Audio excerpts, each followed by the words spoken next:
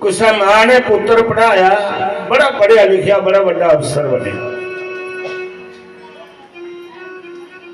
और जिला ब्याह होया तो घरवाली भी कोई बड़ी उच्ची पदवी बनी ही, वो भी कोई अफसर ही, पढ़ी लिखी रही। पढ़ाया लिखाया पर सत्संग ने ज्ञान दिता, ज्ञान नहीं। जिस वेला मां बाप बुढ़े होइए ते ओ नूह जी ससू आखन लगी, मां तू चंगी नहीं लगती, तेरी अखी का पानी बगदा, तेरा नख बगदा, तू चंगी नहीं। मेरे को बड़े बड़े लोग आते हैं, पुत्र भी आख्या करता है, तो तू लाबी च बैठी दी कच्ची लगनी है। जिसले बंदा बुढ़ा हो जाता है तो गुस्सा ही चंगा नहीं लगता। तो उन्हें आख्या क्या करा, बड़ी प्यार करने पुत्र पा लिया, तो पढ़ाया लिखाया, मेहनत करिए। सारे मां बाप इं करते। नू बोले तू बस और कख नहीं करना, वो पिछली कमरे का चली जाना, लाबी बिच नहीं पाना, पिछे तो कोई कमरा होना, स्टोर होना, उहदा बैड लाई लिया, तू बाहर नहीं आना, क्योंकि रोटी पानी उठा के दई उड़ा करके।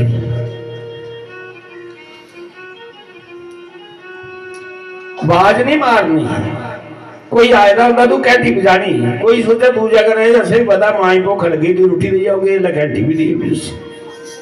बड़ी दुखी हुई मां दी, एडा बड़ा अफसर पुत्र, ते मिगी गर्व होना चाहिए मेरा पुत्र मेरी सेवा करेगा, तो इन्हें कैंटी हथ फड़का दी तो स्टोर लाई उड़ेगा।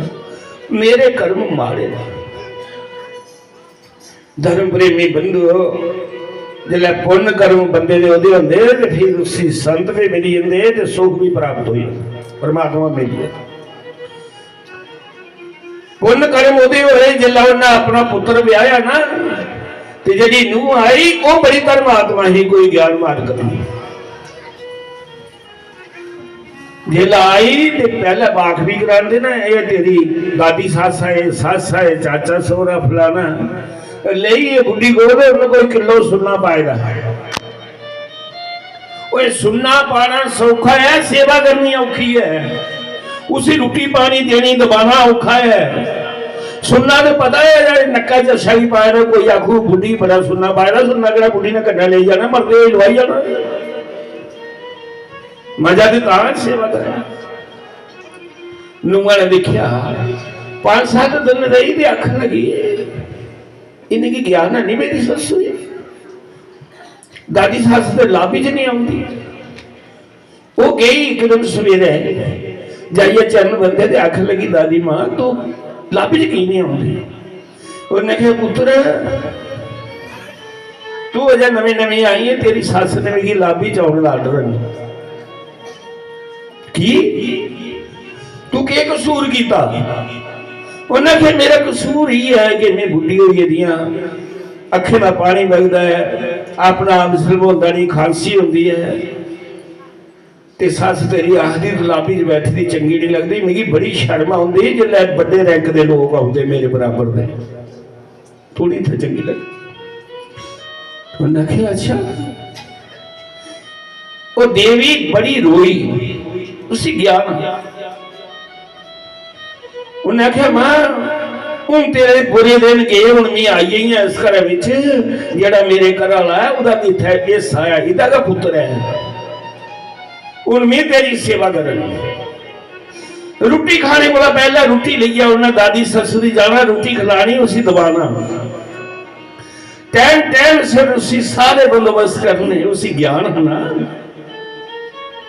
मां बड़ी खुश, हिरदे कन्नै शीश निकला पोतरा नूह ले कि पोतरा नूह मेरी बड़ी चंगी। 3-4 दिन लंघे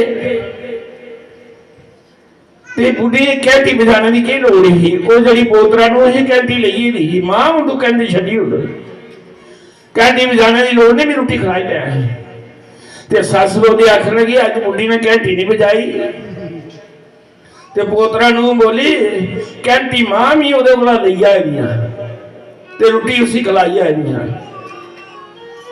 उन्हें कहा कैंटी कुत्थे छोड़ी? उन्हें आख्या मैं वो ट्रैक च पाई हुई।